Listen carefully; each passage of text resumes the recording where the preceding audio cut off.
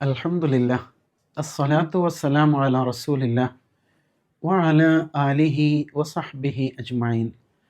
സ്നേഹനിധികളായ മക്കളെ, അസ്സലാമു അലൈക്കും വറഹ്മത്തുള്ളാഹി. ഇന്നത്തെ ക്യൂസ്പോട്ടിലേക്ക് എല്ലാവർക്കും ഹൃദ്യമായ സ്വാഗതം. നാം വിശുദ്ധ ഖുർആനിലെ 96-ാമത്തെ അധ്യായമായ സൂറത്തുൽ അലഖാണ് പഠിച്ചു തുടങ്ങിയത്. കഴിഞ്ഞ ക്ലാസ്സുകളിൽ സൂറത്തുൽ അലഖിൻ്റെ ആമുഖവും ഒന്നാമത്തെ ആയത്തിൻ്റെ ആശയവും നാം മനസ്സിലാക്കിയുണ്ടായി. ഇനി നമുക്ക് രണ്ടാമത്തെ ആയത്തിലേക്ക് കടക്കാം. അഊദു ബില്ലാഹി മിനശ് ശൈത്വാനിർ റജീം. ബിസ്മില്ലാഹിർ റഹ്മാനിർ റഹീം. ഖലഖൽ ഇൻസാന മിൻ അലഖ്. ഖലഖ അവൻ സൃഷ്ടിച്ചു, അൽ ഇൻസാൻ മനുഷ്യനെ അവൻ സൃഷ്ടിച്ചു, മിൻ ഇൽ നിന്ന്, അലഖ് രക്തപിണ്ഡത്തിൽ നിന്ന് അഥവാ ഒട്ടിച്ചേരുന്നതിൽ നിന്ന്. ഖലഖൽ ഇൻസാന മിൻ അലഖ് ഒട്ടിപ്പിടിക്കുന്നതിൽ നിന്ന് അവൻ മനുഷ്യനെ സൃഷ്ടിച്ചു. ആദ്യ സൂക്തത്തിൽ എന്താ പറഞ്ഞത്? സൃഷ്ടിച്ചവനായ നിന്റെ നാഥൻ്റെ നാമത്തിൽ നീ വായിക്കുക. നിന്റെ നാഥൻ അള്ളാഹുവാണ്. അവൻ ഈ പ്രപഞ്ചത്തെ മുഴുവനും സൃഷ്ടിച്ചിരിക്കുന്നു എന്ന് ആദ്യം പറഞ്ഞത്. രണ്ടാമത് മനുഷ്യനിലേക്ക് ചുരുക്കാണ് അള്ളാഹു. നിന്നോടല്ലേ പറഞ്ഞത് നീ വായിക്കുമെന്ന്. അതിനാൽ ആ നീയും അള്ളാഹും തമ്മിൽ എന്താ ബന്ധം? ഖലഖൽ ഇൻസാൻ അവൻ മനുഷ്യനെ സൃഷ്ടിച്ചിരിക്കുന്നു, മിൻ അലഖ് ഒട്ടിപ്പിടിക്കുന്നതിൽ നിന്ന് സൃഷ്ടിച്ചിരിക്കുന്നു. അല്ലേ? വളരെ ആഴമേറിയ ഒരു ആശയം ഇതിൻ്റെ അകത്തുമുണ്ട് എന്ന് മനസ്സിലാക്കാം. ഒട്ടിപ്പിടിക്കുന്നതിൽ നിന്ന് മനുഷ്യനെ അവൻ സൃഷ്ടിച്ചു. അപ്പോൾ ഖുർആൻ ശരിക്കും എംബ്രിയോളജിയെക്കുറിച്ച് പറയാണ്, അല്ലേ? ഭ്രൂണശാസ്ത്രത്തെക്കുറിച്ച് പറയാം. എപ്പോഴാണ് പറയുന്നത്? 1400 കൊല്ലങ്ങൾക്കപ്പുറമാണ്. മനുഷ്യൻ ഈ ശാസ്ത്രത്തെക്കുറിച്ച് കൂടുതൽ പഠിച്ചു തുടങ്ങിയിട്ട് ഒരു 3 നൂറ്റാണ്ട് ആകുന്നേ ഉള്ളൂ എന്നാണ് പറയുന്നത്. നിങ്ങൾ വിശുദ്ധ ഖുർആനിലെ സൂറത്തുൽ ഹജ്ജിലെ 5-ാമത്തെ ആയത്ത് പഠിക്കണം. അതുപോലെ സൂറത്തുൽ മുഅ്മിനൂനിലും ഇതേപോലെ തന്നെ പരാമർശമുണ്ട്. മനുഷ്യ സൃഷ്ടിപ്പിൻ്റെ വ്യത്യസ്ത ഘട്ടങ്ങൾ അവിടെ പറയുന്നുണ്ട്. 7 ഘട്ടങ്ങളാണ് മൊത്തത്തിൽ. ഒന്നാമത് മണ്ണിൽ നിന്നാണ് മനുഷ്യനെ സൃഷ്ടിച്ചതെന്ന് പറയുന്നു. പിന്നെന്താ പറയാം? ബീജത്തിൽ നിന്ന്, നുത്തുഫ ബീജത്തിൽ നിന്നാണ്. പിന്നെ സുമ്മ ഖലഖ്ന നുത്ഫത അലഖതൻ. ഉണ്ടോ? അവിടെ അലക്ക പറഞ്ഞു. അലക്ക എന്ന് പറഞ്ഞാൽ ഈ പുരുഷ ബീജവും സ്ത്രീയുടെ അണ്ടവും തമ്മിൽ കൂടിച്ചേർന്ന് ഒട്ടിച്ചേർന്ന് നിൽക്കുന്ന അവസ്ഥയ്ക്കാണ് അലക്ക പറയാം. ഇപ്പം നുത്ഫ എന്തായി? ആ ബീജം അലക്കായിട്ട് മാറി എന്നാണ്. സുമ്മ ഖലഖ്ന നുത്ഫത അലഖതൻ ഫഖലഖ്ന അലഖത മുദ്ഗതൻ. അങ്ങനെ ആ അലക്കായത് ആ രക്തപിണ്ഡമായിട്ട് കൂടിച്ചേർന്ന് സൈഗോട്ട് എന്ന് പറയുന്ന ആ അവസ്ഥയിലുള്ളത് മാതാവിൻ്റെ ഗർഭാശയത്തിൻ്റെ ഭിത്തിയിൽ ഇങ്ങനെ അള്ളിപ്പിടിച്ച് നിൽക്കുകയാണ്. അതും ഒരു അലക്ക് എന്നതാണ്. അത് പിന്നെ എന്താകും? മുളുകയായിട്ട് മാറണം. മുളുക എന്ന് പറഞ്ഞാൽ നമ്മൾ ഈ മാംസം വായിലിട്ട് ചവക്കുമ്പോൾ അതിനുണ്ടാകുന്ന ഒരു രൂപ മാറ്റമില്ലേ? അങ്ങനെയുള്ളൊരു അവസ്ഥയിലേക്ക് പിന്നെ അത് മാറും. അതാണ് പറയുന്നത്. സുമ്മ ഖലഖ്ന നുത്ഫത അലഖതൻ ഫഖലഖ്നൽ അലഖത മുദ്ഗതൻ ഫഖലഖ്നൽ മുദ്ഗത ഇളാമൻ. പിന്നെ ആ ചവച്ച് തുപ്പിയതുപോലുള്ള ആ മാംസകഷ്ണം അത് എല്ലായിട്ട് മാറും. സുമ്മ കസൗനൽ ഇളാമ ലഹ്മ. പിന്നെ ആ എല്ലിനെ മാംസം കൊണ്ട് പൊതിയും. ഓരോ ഘട്ടങ്ങൾ പിന്നിട്ട് വരികയാണ് കേട്ടോ. അങ്ങനെ 9 മാസവും 10 ദിവസമൊക്കെ പിന്നിടുമ്പോഴാണ് നമ്മൾ ഓരോരുത്തരും ഉമ്മയുടെ ഗർഭാശയത്തിൻ്റെ അകത്ത് പൂർണ്ണ വളർച്ചയിലേക്ക് എത്തിയത്, അല്ലേ? സുമ്മ കസൗനൽ ഇളാമ ലഹ്മൻ സുമ്മ അൻശഅനാഹു ഖൽഖൻ ആഖർ. പിന്നെ തികച്ചും വ്യത്യസ്തമായ ഒരുപാട് കഴിവുകളുള്ള അത്ഭുത ജന്മമായിട്ട് നമ്മൾ ഓരോരുത്തരും ഭൂമിയിലേക്ക് വരികയാണ്. കണ്ണും കാതും നാവും ശബ്ദവും കയ്യും കാലും എല്ലാ അവയവങ്ങളൊക്കെ ആയിട്ട് ഒരു പൂർണ്ണ മനുഷ്യനായിട്ട് അങ്ങനെ വളർന്നു വരും മനുഷ്യൻ, അല്ലേ? അപ്പോൾ അതിനിടയിൽ 7 ഘട്ടങ്ങൾ പിന്നിടുന്നുണ്ട്. അതിൽ ഒരു ഘട്ടമാണ് അലഖ് എന്ന് പറയുന്നത്. ഖലഖൽ ഇൻസാന മിൻ അലഖ് എന്ന് അള്ളാഹു പറയാണ്. എന്തിനാ അള്ളാഹു ഇതിനെക്കുറിച്ചൊക്കെ പറയുന്നത്? മോശമല്ലേ? അല്ലേ? അങ്ങനെ ഒരുപക്ഷെ നമുക്ക് തോന്നും. മനുഷ്യനുണ്ടായി ഓരോ ഘട്ടത്തെക്കുറിച്ച് പറയാണ്. ജലത്തിൽ നിന്ന് മനുഷ്യനുണ്ടായി, കണ്ടാൽ അറപ്പ് തോന്നുന്ന ജലത്തിൽ നിന്നുണ്ടായി എന്നൊക്കെ ഖുർആൻ പറയുന്നുണ്ട്. എന്തിനാണ്? വന്ന വഴി മറക്കാതിരിക്കാനാണ്.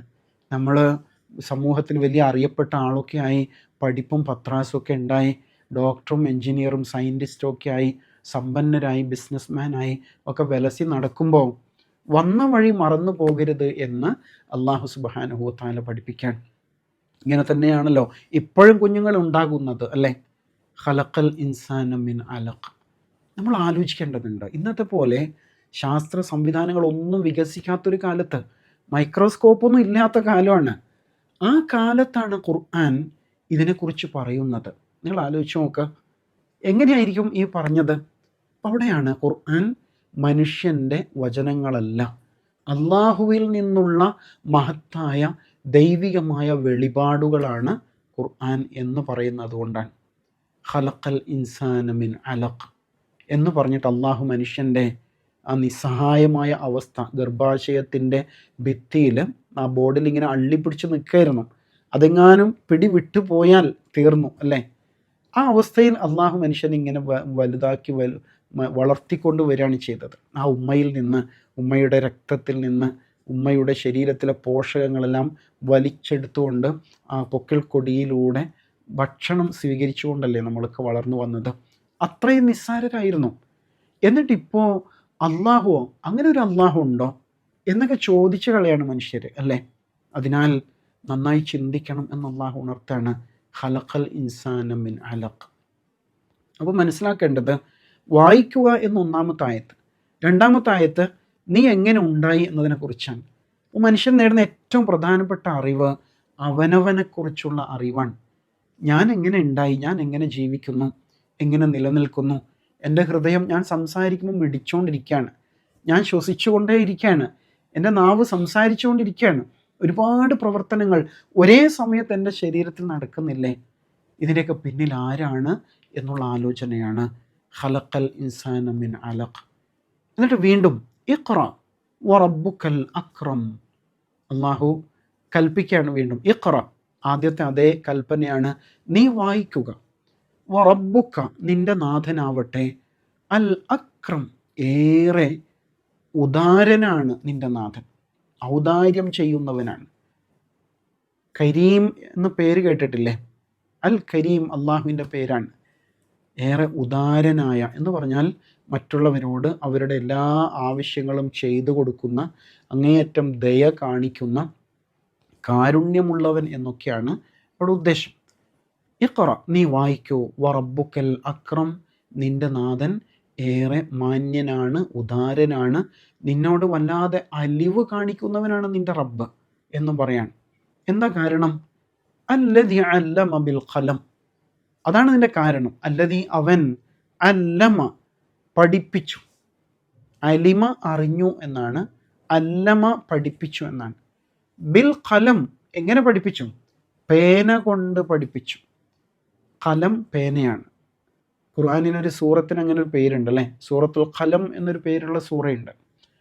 അല്ലദി അല്ലമ ബിൽ ഖലം, പേന കൊണ്ട് പഠിപ്പിച്ചവനായ നിൻ്റെ നാഥൻ നിന്നോട് എത്രമാത്രം ഔദാര്യമാണ് ചെയ്തത്, നിന്നോട് എത്രമാത്രം നന്മയുള്ളവനാണ് നിൻ്റെ നാഥൻ എന്ന് നീ ആലോചിച്ച് നോക്കൂ എന്ന് പറയാണ്. പേന കൊണ്ട് പഠിപ്പിക്കുക എന്നുള്ളത് അത്ര വലിയ കാര്യമാണോ? അല്ലേ? ആലോചിച്ച് നോക്കൂ. നമ്മളൊക്കെ ചെറുപ്പത്തിൽ പെൻസിൽ കൊണ്ടൊക്കെ പിടിച്ചെഴുതി പിന്നെ പേന എടുത്ത് എഴുതാൻ തുടങ്ങിയതാണ്. അത് ഇത്ര വലിയ കാര്യമാണ് എടുത്തു പറയാൻ മാത്രം എന്നൊരുപക്ഷെ നമുക്ക് തോന്നും. ശരിക്കും ഇവിടെ പേന എന്ന് പറഞ്ഞത്, ഇന്ന് ചിലപ്പോൾ ന്യൂജൻ നിങ്ങളെപ്പോലുള്ള മക്കൾ പേനയേക്കാൾ ഉപയോഗിക്കുന്നത് ഫിംഗർ ടിപ്പും അതുപോലെ മറ്റ് ചില പേനകളൊക്കെ ആയിരിക്കും, അല്ലേ? സ്ക്രീനിൽ എഴുതാൻ വേണ്ടിയിട്ട് ഉപയോഗിക്കുന്നത്. ഇനി പുതിയ കാലത്ത് പേന ആവശ്യമില്ലാതെ വന്നിരിക്കുന്നു എന്ന് പറയാം. കീബോർഡ്, പിന്നെ അത് കഴിഞ്ഞിട്ടിപ്പോൾ നമ്മൾ നേരെ ടച്ച് സ്ക്രീനാണ് യൂസ് ചെയ്തുകൊണ്ടിരിക്കുന്നത് എല്ലാ കാര്യത്തിനും. പക്ഷെ അവിടെ പേന എന്ന് പറഞ്ഞത് ശരിക്കും മഷി നിറയ്ക്കുന്ന നമ്മുടെ പേനകളില്ലേ, ആ പേന തന്നെ ആവാം. പഴയ കാലത്ത് പേന എന്നൊരു സിസ്റ്റം തന്നെ ഉണ്ടായിരുന്നില്ല, അല്ലേ? പണ്ട് പലകയിൽ മണലിട്ട് അതിൽ വിരൽ കൊണ്ട് എഴുതി പഠിച്ചവരാണ് നമ്മുടെ വല്യപ്പന്മാരൊക്കെ. പിന്നീട് ബാംബു പെൻ വന്നു, അങ്ങനെയല്ലേ? ബാംബു പിന്നെ ഇങ്ങനെ ചെത്തിയത് എടുത്തിട്ട് അത് മഷിയിൽ മുക്കിയിട്ട് എഴുതുന്ന രീതി ഉണ്ടായി. അങ്ങനെ അങ്ങനെ പേന പല ഘട്ടങ്ങൾ പിന്നിട്ട് വന്നിട്ടുണ്ട്. പക്ഷേ ഏതായിരുന്നാലും അക്ഷരങ്ങളുണ്ടല്ലോ, ലെറ്റേഴ്സ്, നമ്മളെല്ലാ ഭാഷയിലും ലെറ്റേഴ്സ് നമ്മൾ ഉപയോഗിച്ചുകൊണ്ടിരിക്കുന്നുണ്ട്. ചില ഭാഷയിൽ എഴുത്ത് രീതികളില്ല, സംസാരം മാത്രമേ ഉള്ളൂ. ഏതായിരുന്നാലും അങ്ങനെ ആ ലെറ്റേഴ്സ് നമ്മൾ എഴുതിക്കൊണ്ടിരിക്കുന്നു, പേന അതിനുപയോഗിക്കുന്നു. അങ്ങനെ എഴുതി വെച്ചാൽ എന്തായി, അതവിടെ സൂക്ഷിച്ച് വെക്കാൻ പറ്റും അല്ലേ? മറന്നു പോകാതിരിക്കാൻ വേണ്ടിയിട്ട് പല കാര്യങ്ങളും നമ്മൾ നോട്ട്ബുക്കിൽ നമ്മൾ പഠിക്കുന്ന കാര്യങ്ങൾ തന്നെ എഴുതി സൂക്ഷിക്കുന്നില്ലേ? അങ്ങനെ ഒരുപാട് കാലത്തെ ആളുകളുടെ ശ്രമഫലമായിട്ടാണ് വലിയ വലിയ ബുക്കുകൾ നമുക്ക് കിട്ടിയിട്ടുള്ളത്. ഒരുപാട് ഡിക്ഷണറികൾ, ഒരുപാട് അറിവുകൾ കഴിഞ്ഞ തലമുറയിലൊക്കെ ഉണ്ടായിരുന്ന ആൾക്കാർ രേഖപ്പെടുത്തി വെച്ചത് ഇപ്പോഴും നമ്മൾ വായിച്ചും പഠിച്ചും കൊണ്ടിരിക്കുന്നില്ലേ? അപ്പോൾ അറിവ് നഷ്ടപ്പെട്ടു പോകാതിരിക്കാൻ അള്ളാഹു താല നൽകിയ വലിയൊരു അനുഗ്രഹമാണ് ശരിക്കും പേന. അതില്ലെങ്കിൽ ആലോചിച്ച് നോക്കൂ, എവിടെ നമുക്കത് സൂക്ഷിച്ച് വെക്കാൻ പറ്റുക? ഇന്നതിൻ്റെ സിസ്റ്റം മാറിയിട്ടുണ്ട്. മറ്റു പല ഡാറ്റ ബാങ്കിലൊക്കെ ആയിട്ടാണ് നമ്മൾ സൂക്ഷിച്ചുകൊണ്ടിരിക്കുന്നത്. ഏതായിരുന്നാലും ആ സംവിധാനങ്ങളെല്ലാം ഇവിടെ ഉദ്ദേശിക്കുന്നുണ്ടെന്ന് മനസ്സിലാക്കണം. ഇത് നൽകിയ അള്ളാഹു ആരാണ്? വറബ്ബുക അൽ അക്രം, നിന്നോട് അങ്ങേയറ്റം നന്മ നിറഞ്ഞവനാണ്, ഏറെ ഉദാരത കാണിക്കുന്നവനാണ്, നിൻ്റെ കാര്യത്തിൽ അങ്ങേയറ്റം ജാഗ്രതയുള്ളവനാണ് അള്ളാഹു. അല്ലദി അല്ലമ ബിൽ ഖലം, പേന കൊണ്ട് പഠിപ്പിച്ചവനായ അള്ളാഹു എന്ന് പറയാം.